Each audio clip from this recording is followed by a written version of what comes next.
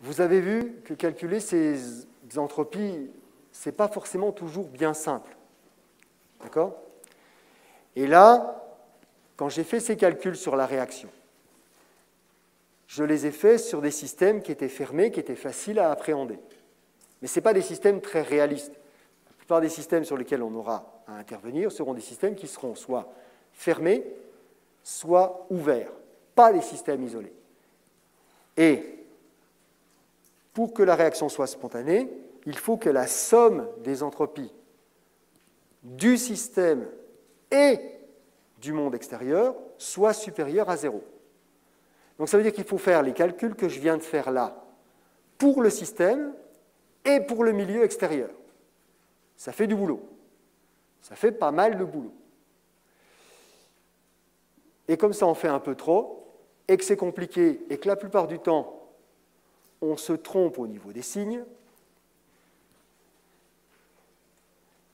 Monsieur Gibbs, le monsieur dont le nom est écrit ici, nous a fourni une solution pour calculer ça en une fois sans jamais se tromper. Le dedans et le dehors, en une fois sans se tromper.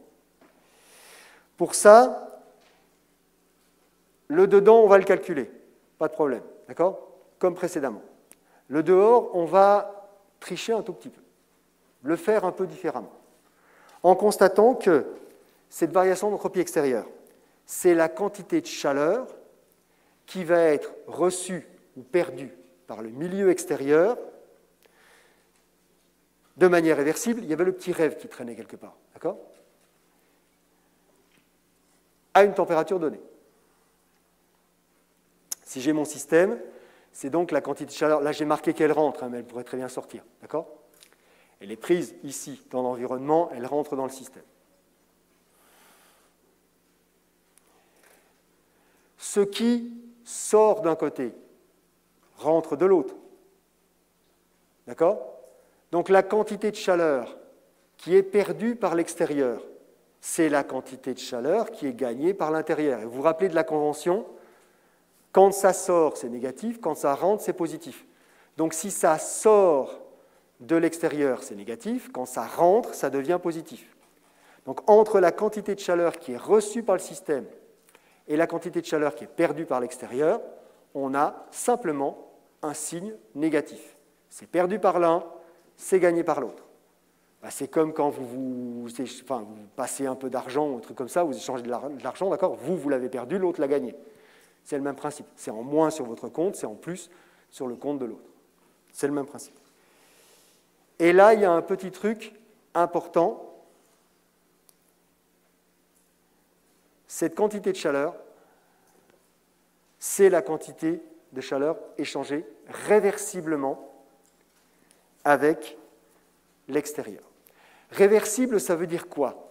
Ça veut simplement dire que la réaction s'est faite suffisamment lentement ou qu'elle a été suffisamment petite par rapport au système pour que ça n'ait pas perturbé fondamentalement le système. Quand vous prenez 1 litre d'eau, vous le faites passer de 0 à 100 degrés, vous l'avez modifié considérablement. D'accord? Donc fournir à 1 litre d'eau, le système, la quantité de chaleur qui le fait passer de 0 à 100, c'est une grosse quantité de chaleur, c'est une grosse perturbation, ce n'est pas réversible. À moins de le faire sur, je ne sais pas moi, 3 ou 4 ans, un temps très très long. D'accord? Auquel cas, bon, c'est bon, ça a été suffisamment lent que ça n'a pas perturbé le système à chaque fois. D'accord? Beaucoup. Mais du point de vue de l'univers, le milieu extérieur, avoir fourni au litre d'eau une quantité de chaleur correspondant à, j'ai passé 1 litre d'eau de 0 à 100 pour l'univers, c'est peanuts, c'est rien du tout. Le fait d'avoir réchauffé 1 litre d'eau, l'univers, il s'en tape complètement. Ça n'a pas changé fondamentalement. Il n'y a pas une étoile qui va exploser, d'accord, parce que j'ai réchauffé 1 litre d'eau.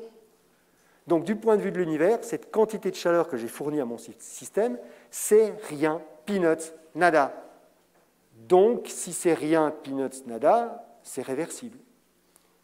toute l'énergie que je fais rentrer ou que je fais sortir d'un système, du point de vue de l'univers, c'est rien, donc c'est forcément réversible. Ce qui veut dire que le Q rêve que j'ai là-haut, Q extrêve que j'ai là-haut, c'est l'opposé, le signe moins, de la quantité de chaleur qui est rentrée ou qui est sortie du système. Dans le système, ce n'était peut-être pas réversible, mais du point de vue de l'univers, cette quantité de chaleur, elle est tellement négligeable que je peux considérer que pour l'univers, c'est réversible. Pas pour le système, pas forcément, mais du point de vue de l'univers, c'est réversible. Et autant je ne peux pas calculer ça pour l'univers directement, d'accord, cette quantité réversible. Enfin, je ne peux pas calculer la quantité réversible dans le système, mais je peux calculer pour l'univers la quantité de chaleur qui a été échangée. Cette quantité de chaleur-là, je sais ce que c'est. C'est la quantité de chaleur que j'ai échangée réellement dans le système, à savoir le nombre de calories que j'ai fournies, par exemple, à l'eau pour la faire passer de 0 à 100 degrés. C'était peut-être violent et pas réversible pour l'eau, mais ça l'est pour l'univers qui est autour. Cette quantité-là, donc, je l'ai. Ce qui veut dire que ma variation totale d'entropie, c'est en fait la variation d'entropie du système, celle que j'ai pu calculer, moi directement, moins la quantité de chaleur qui a été fournie ou prise au système divisée par T. En d'autres termes, vous voyez que là, en deux opérations, j'ai complètement sorti toute référence au milieu extérieur. Le delta S qui est écrit ici, c'est dans le système. Le delta H, c'est aussi dans le système. Il n'y a plus de référence au milieu extérieur dans la formule telle qu'elle est écrite ici. Que des choses que je peux calculer dans le système. Uniquement des choses du système. Plus rien sur l'extérieur.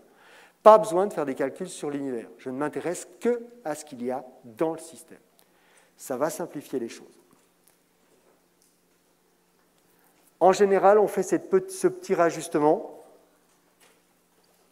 C'est-à-dire qu'au lieu de le laisser écrit sous forme de delta cyste, delta H sur T, on l'écrit en général plutôt sous cette forme-là. Donc vous avez vu, on a tout basculé de l'autre côté, d'accord, et multiplié par T, ce qui fait qu'on se retrouve avec une variation d'enthalpie. C'est une quantité de chaleur, une variation d'enthalpie.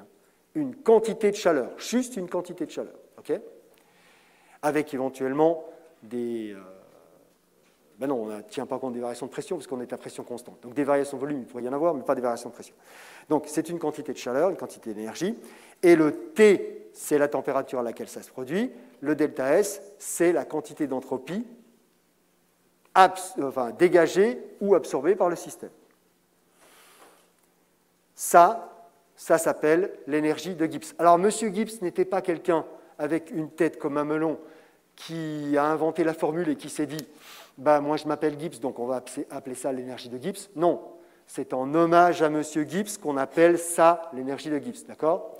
On l'appelle normalement et plus couramment l'enthalpie libre ou l'énergie libre de Gibbs. Mais il y a le mot Gibbs en général qui traîne dedans. Et donc on va trouver enthalpie libre de Gibbs et enthalpie et énergie de Gibbs. D'accord ? On va trouver toutes ces formulations, c'est la même chose. On la note G en général. C'est donc l'enthalpie moins le produit de la température fois l'entropie. Parce que quand on dérive, tout simplement, comme on est à température constante, hein, d'accord, ce terme-là disparaît. Et donc la variation de cette fonction de Gibbs, dH moins TdS, si elle est, vous le voyez, négative, la réaction est spontanée. Si elle est positive, ça n'est pas spontané. On calcule une formule, on ne calcule plus ce qui se passe dedans et dehors. C'est ce que j'avais fait avec le congélateur, d'accord ? Je devais calculer la variation d'entropie du verre d'eau, la variation d'entropie du milieu extérieur qui recevait la chaleur, d'accord ? Congélateur qui perdait la chaleur. Donc j'étais obligé de faire les deux calculs. Là, je le fais en une seule fois. C'est tout à l'intérieur. Si c'est spontané, donc isobar, c'est donc négatif, parce que dans ce cas, la variation d'entropie sera positive. Donc, delta G négatif, ça veut dire delta S total positif, mais j'ai qu'une fonction à calculer au lieu de le calculer en 2 fois. Voilà juste ce que ça veut dire. Si au contraire delta G est positif, vous en concluez forcément que ça veut dire que la variation d'entropie, elle est négative, donc ce n'est pas spontané.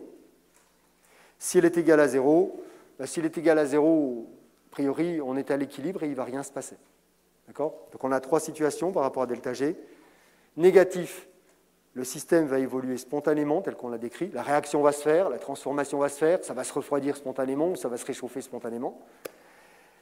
Si c'est delta G qui est positif, j'aurai une réaction non spontanée. Et si delta G est égal à 0, c'est un point important, on le réutilisera plus tard.